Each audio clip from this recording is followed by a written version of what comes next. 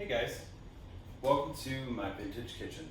And you're probably thinking to yourselves, why is he wearing long sleeves in Florida? Well, it's autumn and I wanted to give off that autumnal effect.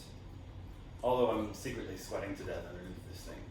It's Florida, Miami to be exact, and although Miami is nice, it's not very cool. It doesn't actually adhere to any of the seasons.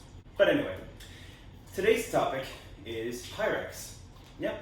Now, one of the most important things to know about Pyrex is that it is not Corningware. They're two different things. And first, to understand them, we need to go over the history of both Pyrex and Corningware. Corningware will come in a secondary video, but this one is all about Pyrex. And we're going to start with 1887. Now, it was 1887, the American glass company Corning, the American company Corning, created a glass called Nonex for lanterns. Yeah. You see, these little things were vital to railways and even steamship operation. And believe it or not, whenever there would be frigid temperatures and even snow flurries in the north, snowflakes would actually hit the glass and it would shatter. Yeah. Now this would cause, of course, some injuries to someone who might be using it to look like this. Can you imagine? Now, also, when someone calls you a snowflake from now on, all you have to do is say, actually, snowflakes have been known to cut a bitch. Now, moving on, it was the wife, in 1915, it was the wife of the owner of the company that said, I'm sick and tired of my glass and plates breaking after one single use in the oven. Now, of course, back then they didn't have microwaves or toaster ovens to heat up things, so they had to actually put their plates into ovens to warm them. This is either wood or gas by 1915. So she said, of course, it being a woman is pretty much behind every great invention of the 20th century. She said, why don't you use Nonex that you use to help prevent thermal shock in lanterns and medical equipment? Why don't you use that in cookware around the house? It'll be a sensation. I know, I'll use it. So that's when Pyrex was developed. Hey guys, cut it out. I'm on camera. Sorry, my kids. You know how they can be. This is actually my oldest piece of Pyrex, and it is a loaf pan. Now I call this is what I would use as a meat loaf pan, or a beyond or impossible meat loaf pan. Actually, I'll give you a close-up later of the mark on it. It's actually the oldest piece that I have. It's from the 1930s. Pyrex was clear. Now, the benefit of clear is that you can actually see how your food is cooking. So, chefs and homemakers alike, because let's face it, they were basically the chefs experimenting with all these things, were able to see how things were going in the oven while their things were cooking. And that led to a lot of the recipes that we have today. That's how we know how to cook it at a certain temperature. That's how we know how to cook it differently if it's gas or electric. You can thank that housewife. I'll actually get you her name and her picture, who said, hey, let's try something different. Your grandparents, or great-grandparents, more likely by this point, were actually probably bottle-fed in Pyrex bottles. Yes, you see, I have an example here of I believe a glycerin bottle, or nitroglycerin bottle. This is made by Pyrex. I still have the original stopper. These were developed for medical use. Now, the reason why Pyrex was so proficient in the medical field is because when you put something into a test tube, let's say, for example, and you want to test something in a laboratory setting, you don't want the chemicals that make the test tube to interact with the stuff you're putting in it. So, in order to prevent any sort of mixing or contamination, they started using Pyrex. Now, Pyrex, as I've mentioned, is not only a product that does not leach into your ingredients, as evident by the fact that they switched solely to Pyrex borosilicate glass in laboratories around the world. But it's also resistant to thermal shock, and thermal expansion, because whether you know it or not, your glassware is actually expanding when it's getting warmer, and then it's shrinking again as it cools down. Now, if you've ever taken a glass dish, maybe let's say an Anchor Hawking dish, right out of the oven, and you've put it onto a nice cold granite countertop and it just bursts, that's why. Your countertops are nice and frigid because they're made of stone and, well, in some cases, linoleum. But linoleum doesn't really have that effect. But if you have a granite countertop and that's happened to you, now you know why. The thermal expansion was too quick and it just burst. These are things that companies require you to know, believe it or not. Yeah. So the next Facebook post that I see if someone's complaining about their dish bursting, Google why it bursts. It's 99.9% of the time going to be pilot or chef error because you used the dish incorrectly. That is up until this day, this very modern day. You still have those issues. Now, moving on from the medical field, we're going to talk a little bit about the fancy stuff that we all know and love. Now, what's the fancy stuff? The painted stuff, yes. Now, before, as I pointed out, Pyrex dishes were being made in clear, so you could see through them. Well, by around 1947, people wanted prettier things. They knew what temperatures to cook things. They knew that they didn't necessarily have to look at their items. But if they wanted to, they could still get clear casserole dishes. They could still get clear loaf pans, baking pans, all that stuff. But America was moving. America had been through World War II, and they wanted bright and cheery and colorful, and boy, did America's manufacturers deliver on that. Now, I use this as an example of the colored Pyrex, because this is the very first painted edition of Pyrex to exist. These bowls are from 1947. They are older than me, they are older than you. And they came, these are what they call nesting bowls. They're typical mixing bowl shape, but they came in different sizes, and they came in these wonderful, bright, vibrant colors. As you can see on my digital output there, they are still, to this day, bright and vibrant. And I'm going to tell you why a little later, why something this old can remain so vibrant. Actually, I'll give you a hint. It's because your grandmother or great-grandmother didn't put them in the dishwasher. Yeah.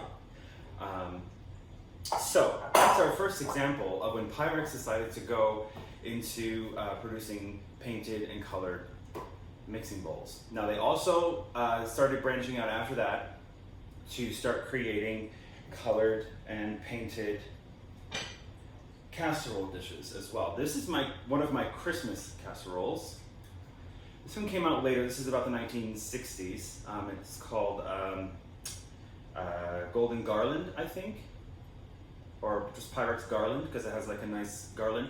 This one is not microwavable because it has gold, actual gold on the front of it. Now, it has a nice little cradle here that is expandable. You just take it right out. Now, the casserole dishes came in multiple sizes, as you can see here above me. These are my American heritage, or my early American dishes. I think that's the second one there is the largest size they made in this shape, this sort of oval shape.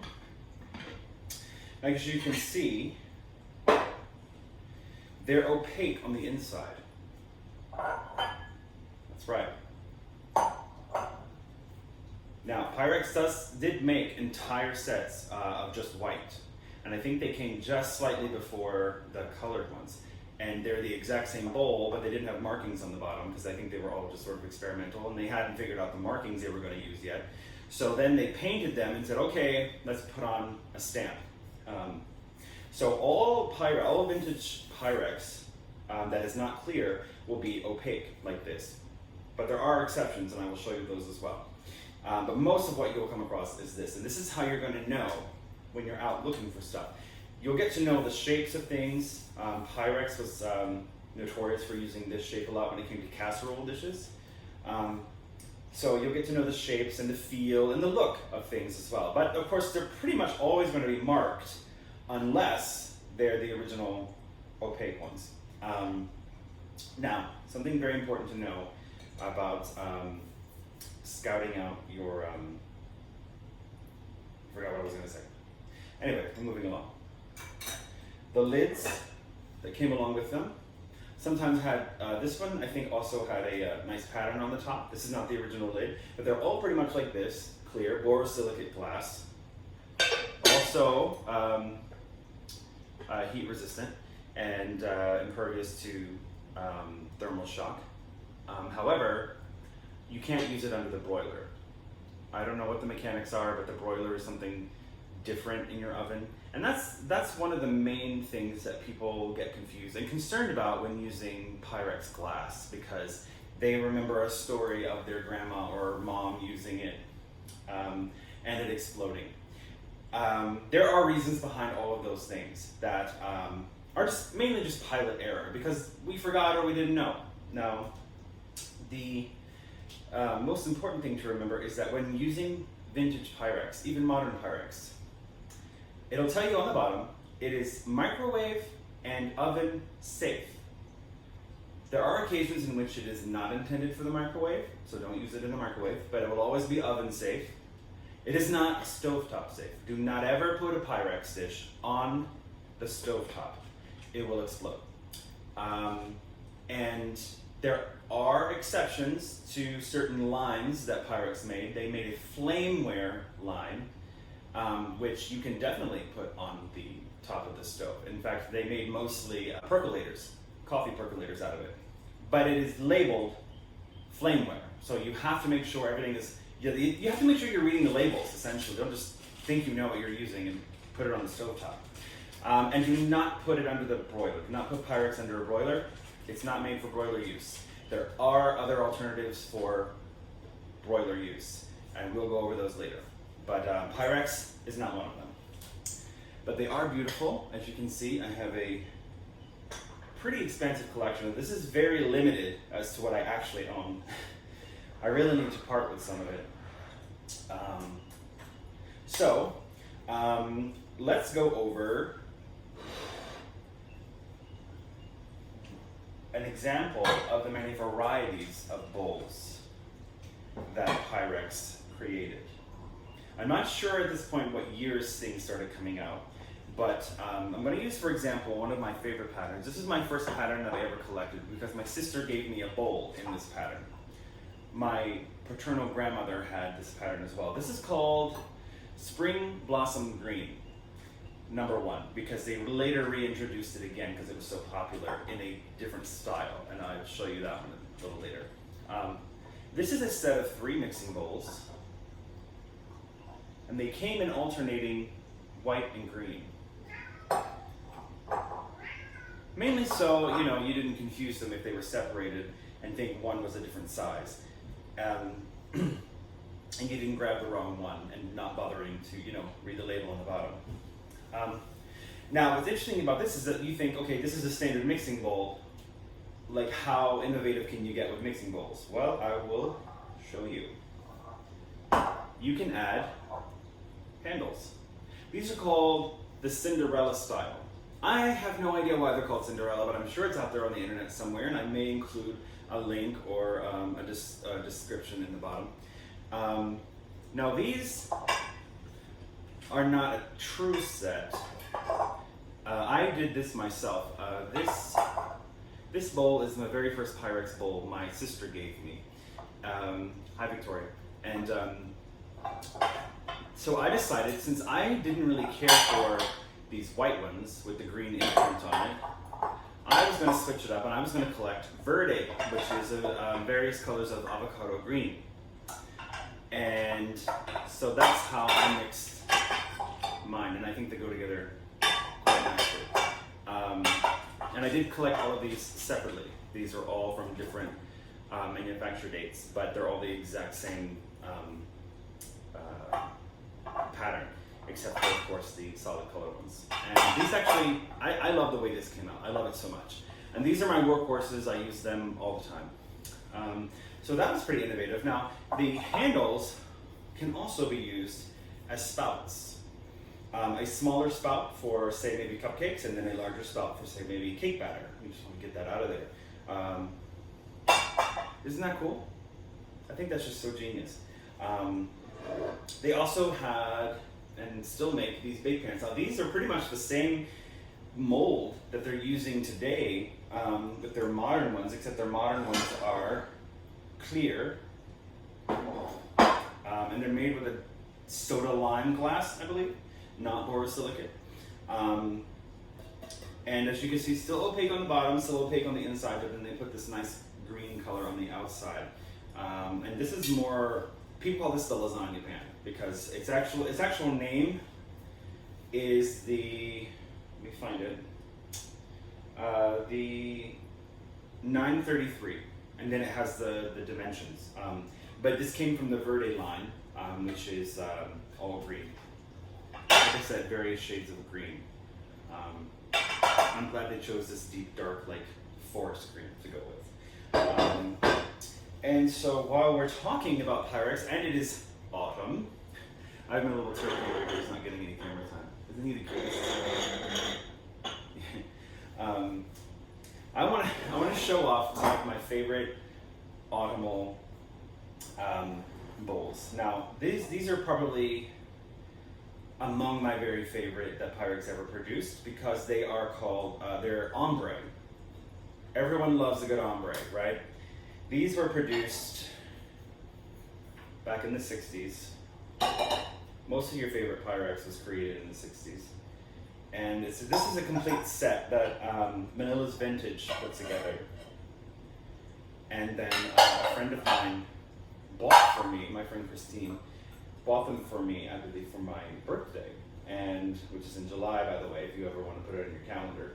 Aren't they just gorgeous? And they kind of remind me of like Halloween candy. Not exactly candy corn, because candy corn is has a little yellow and white, a little yellow in it that these don't. But I love them so much, and they scream autumn to me. Now, another set that screams autumn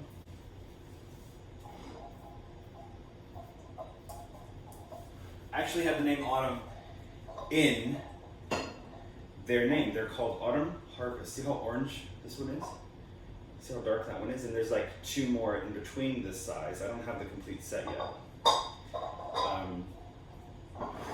But if you look carefully, like you see, there's a wheat pattern on there to indicate, yeah, it's harvest. Like this harvest time. That's what this season is all about. It's time to bring in those crops that you've been growing all summer and making them into delicious foods, you know, like pumpkin pies, you know. Which reminds me, I have yet to show you guys the pie plates.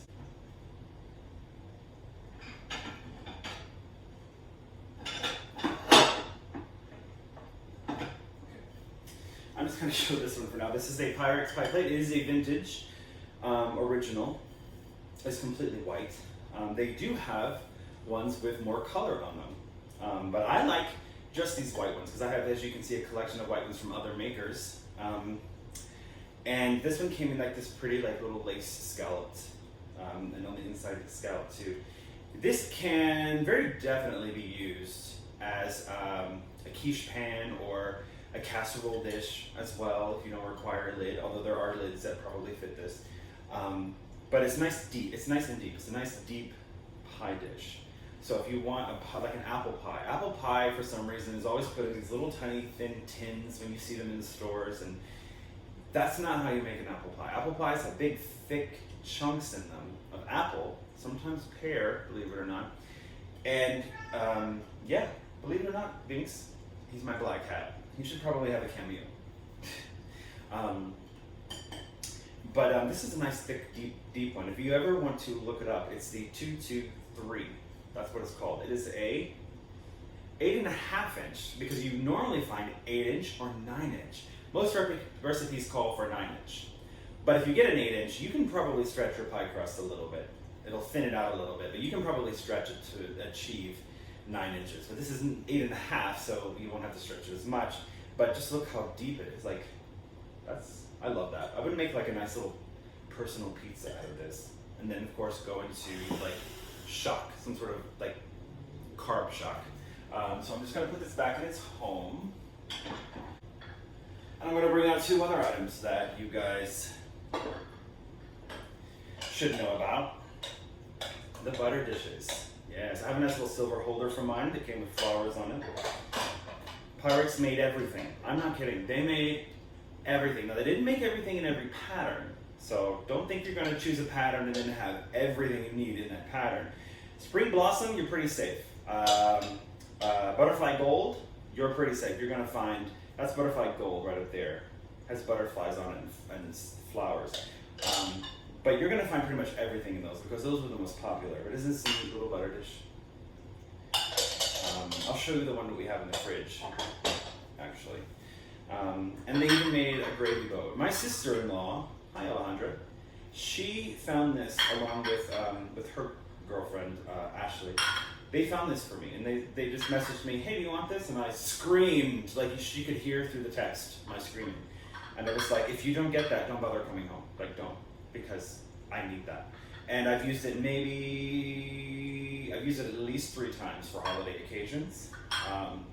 But it definitely comes in handy. And it is, look at the shape of it. It's not your typical gravy boat shape. See? It's so neat. And you can use it for all sorts of things. I've even used this to, when you make a glaze, like just that simple like cream cheese glaze or simple sugar-based glaze. It's great for pouring because of the spout and the size of it. It's like, you're not gonna overfill it. It's so great. So now that we've covered Pyrex, there are some things that you need to know. Pyrex will say Pyrex on the bottom, unless it's, one of the white bowls I was telling you about, which I don't have here in my house yet. It's still in storage, but I will update with a nice little video about the Pyrex that's not marked. But we must discuss imitation. Now, I say imitation because I don't like the word knockoff, because let's face it, some of the greatest things that we have, even today, were made because of another product being produced that everyone loved, and other companies were like, let's get on the bandwagon, So I don't really call things knockoffs because has too much of a negative connotation. I like to call it imitation because imitation is the sincerest form of flattery. Yeah. So we're going to start with my loaf pans here. This is almost a modern Pyrex. It's older, probably from the 60s. Yeah, I'd say 60s. But it's pretty much the same mold they're using today to make these same clear Pyrex loaf pans. This is again, this is a 213. It's 8.5. I wonder why everything switched to 9. I don't know. Americans got bigger. I guess their appetites got bigger. But this is pretty much what you find today in the stores when you're buying a new loaf pan. Now, the biggest opaque glass collectible items there are, in addition to Pyrex, are a brand called Fire King. This is a Fire King loaf pan. Notice the beautiful floral design on it and the opaque glass.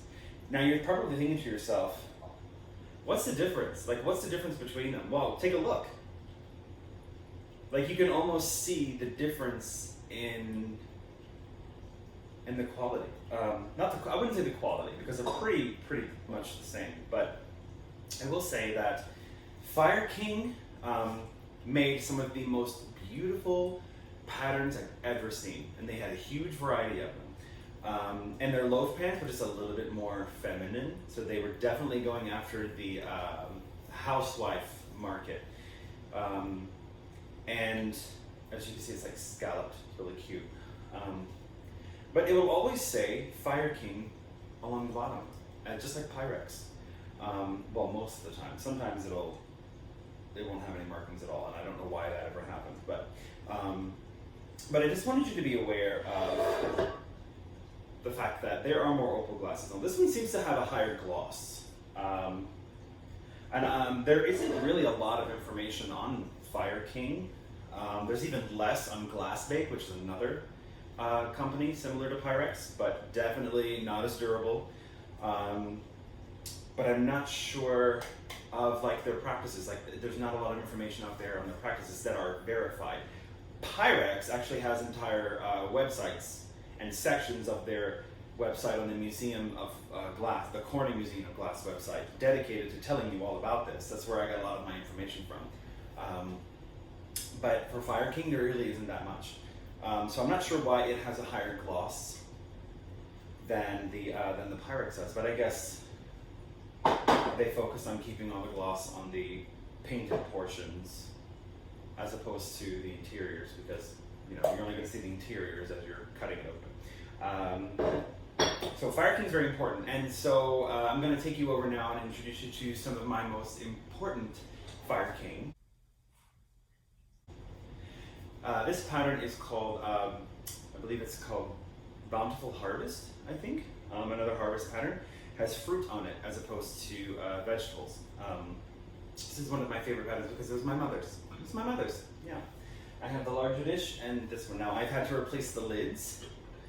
I don't remember my mom's ever having lids, but I do remember specifically eating cereal out of this bowl in front of the television. On my grandmother's green carpeting that for some reason reminded me of like one of those aerial shots of like a city. It was very strange carpeting, but I remember watching Garfield and Friends on Saturday morning, and when I discovered that Fire King made the lids to match, I had to have them. So I've been trying to find these lids, and when I find them, when I come across them, I grab them. I don't care if they have a chip, a nick, if they're mostly in one piece, I'm gonna get them, because these are mostly for display. I don't cook in these just because I want to preserve them, and even I make mistakes, so I never want to shatter mom's stuff.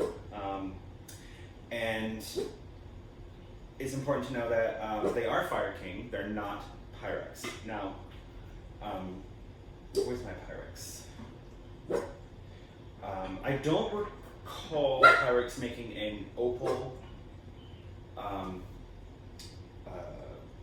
casserole dish, but if you ever see one, Fire King made mostly just patterns. They didn't do a lot of colors. Now, they did do colors just like Pyrex, but they didn't do a lot of them because I suspect that they didn't, not only can you tell them apart that way, but I suspect because a lot of the Fire King paint, and the painted ones that I've seen, doesn't hold up as well as it does on Pyrex. So I don't think they ever came up with like the perfect formula that Pyrex achieved to make sure the paints didn't start coming off.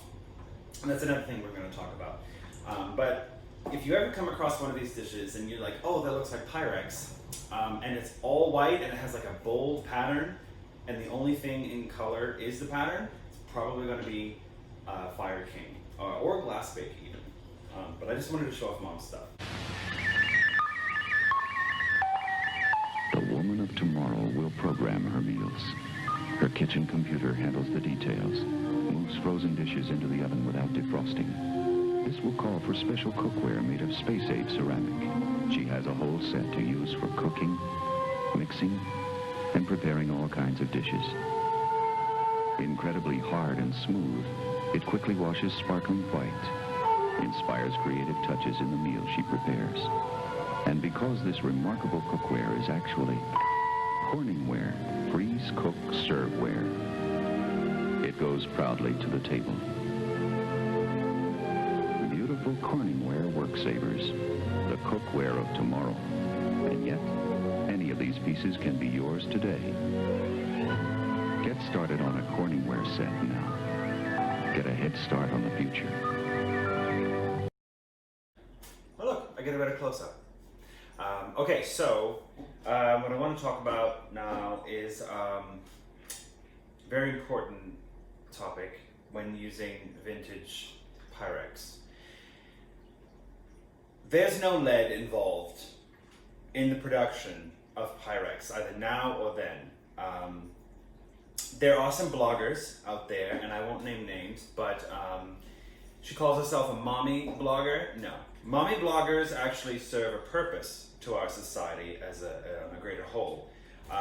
This person and a few others of her ilk have made it a mission to give incorrect, false information about vintage Pyrex. And she gets away with it because modern Pyrex, the company, isn't going to bother going after someone about products they no longer produce. Now, if she was claiming these things about modern produced Pyrex, they would end this person. They would end her. Anyway, but they don't really care because they know that if you're a collector, you're going to do the research and you're going to know that you can continue collecting this stuff and using it with no risk whatsoever to your health and safety.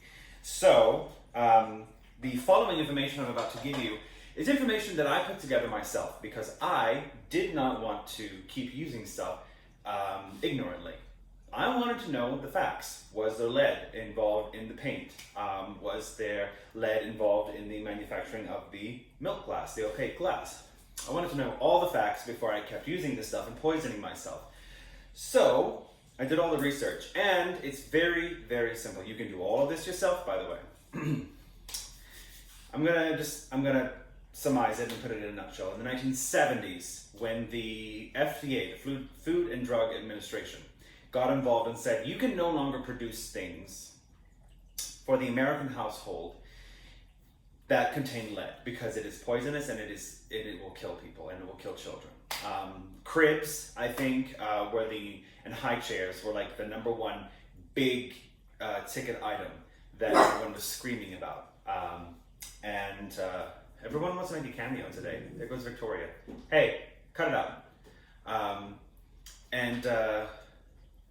You may remember that, like your mother or your grandparents probably have mentioned it at some point. I know my mother did. She goes, she told me that she couldn't sell certain things in her store because they may have contained lead. It was as simple as, if you didn't want to get rid of those antique things, you just simply stripped it down and repainted it. I completely understand if you want to throw something out and get rid of it altogether just to be on the safe side. I know I would have.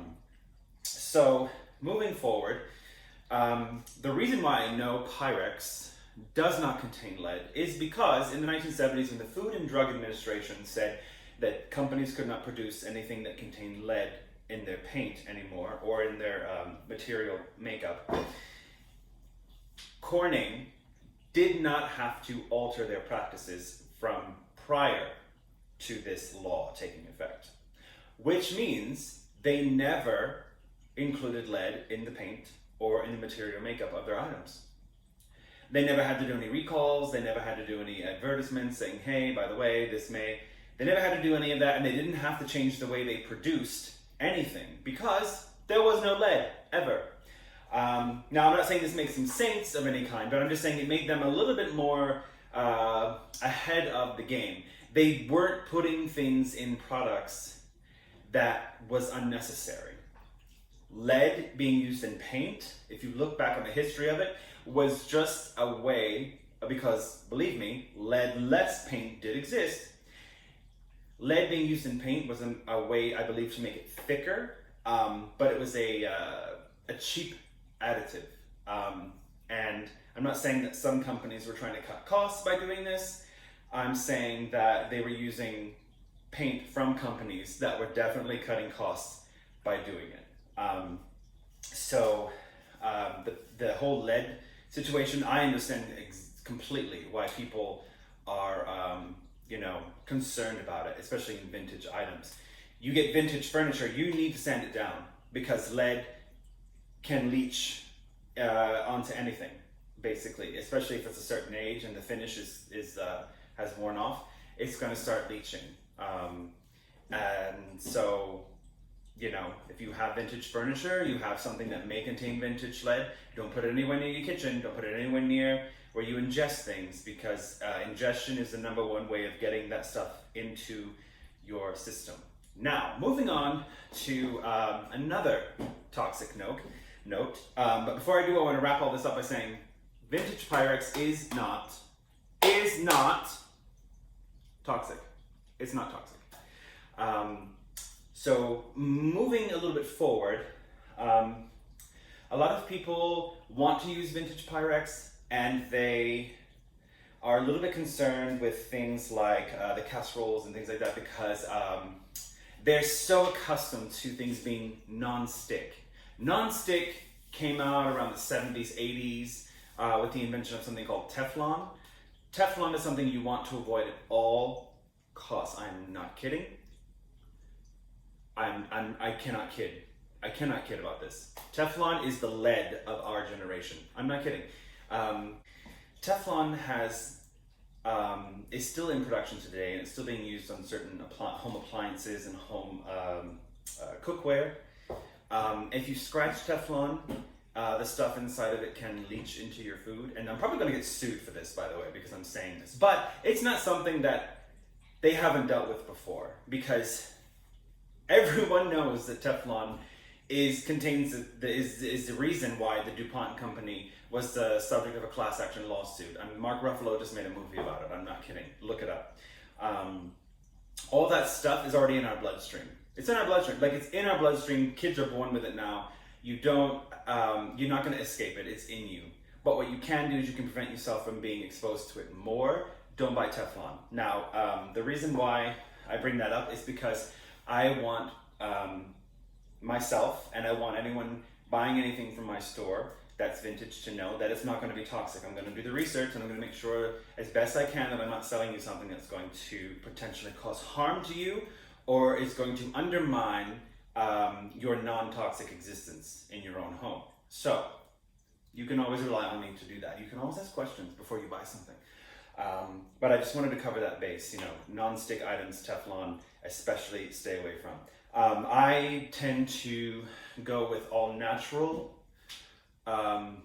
occurring non-stick things if I have to. If I have a frying pan, I mostly use cast iron. Cast iron is definitely not non-stick, but the more you build a patina on it, it will become less and less sticky. So the more you use it, you'll have to deal with some stickage,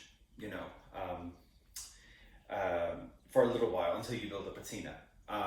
You can coat it with butter. You can coat your cookware with oils. You can coat your cookware with the aerosol sprays, and you can eliminate stickage. Don't cook on high heats. Don't cook on high heats, because that's going to cause you a lot of headaches. Cook on a lower, like a medium heat, especially when it comes to ceramic. Modern and vintage ceramic. Yes, I have both that I cook on, and they're actual skillets and frying pans. You don't ever need to go above like a medium to cook on those, and it will really help with the sticking situation. I get it. I definitely want that commercial that has been aired since day one of non-stick cookware to be true. I want to put it under the sink. I want the water to run everything completely off of it, and then stick it in the dryer, because it's non-stick. That is not true. No non-stick, no cookware, nothing is going to do what that shows you in the commercial. It's not real. Now, some things can achieve similar to that, but you're never going to get something that's that non-stick. And if you do, you should be suspicious of it, because it's not natural. It's witchcraft, but corporate witchcraft. So I just wanted to cover those bases. Vintage Pyrex is not toxic. You're not going to hurt yourself. In fact, you're going to improve not only the performance of your cookware, but you're probably going to improve the taste of your food. That's another thing we're going to go over in another video someday. I make one hell of a vegan chili. I am known for my vegan chili. And I've cooked it in metal, in stainless, in enamel. I've cooked it in ceramic, pyroceramic. I've cooked it in stoneware, and I've pretty much come to the conclusion that, you know, it is the ceramic, more like the Corningware pyroceramic, that makes it taste the absolute best, because nothing is mixing with it. Nothing is getting in there. Nothing's giving it that metal flavor. Nothing's giving it that, I don't know, sort of oily kind of flavor that you get when you use stoneware. I'm not sure why that happens, but I've discovered that, you know, there's a particular cooking surface that or a vessel that I use to make my special vegan chili that just makes it taste its absolute best. So yes, switching to these non-toxic items, and switching to any non-toxic item, because there are modern items that are non-toxic as well. Copper, stainless steel, there's another one. Ceramic ceramic has been around forever, thanks to Pyrex and Corningware. And if you don't want vintage stuff, or you want to mix up some modern things with your vintage things, by all means, get yourself some of these modern things that you know what the materials are 100%, and that the chemicals inside of them or used to create them aren't going to give you some major medical issues later on. Anyway, I'm babbling and rambling now. I want to wrap this all up. If you have any questions whatsoever about anything that I've stated here, I can direct you to my bibliography. I can give you the links to take you to the websites where I got the information. I can give you the quotes from industry professionals that I've used here, and I do need to get you some specific reference points, so I'll include those as well. And if you have any questions about anything, just ask. And if you want to know who that certain blogger person was, simply Google it. Just Google it. That person is insane. The person goes as far as infiltrating vintage cookware groups on Facebook and posing as a different person, just to preach this nonsense. But anyway, that's enough on that. If you have any questions on anything, especially about the history of Pyrex or the patterns, the specific patterns, by all means. My next video is going to be on Corningware, which is what you see here. It's often confused with Pyrex, and people honestly think that it is just as fragile, and it is not. It is not just as fragile. It is the most versatile glass cookware I've ever seen in my entire life. In fact, it's probably the most versatile cookware I've ever experienced in my life. So, I'm going to wrap all this up. Thank you for tuning in, and I hope you got a little bit out of this video. Bye.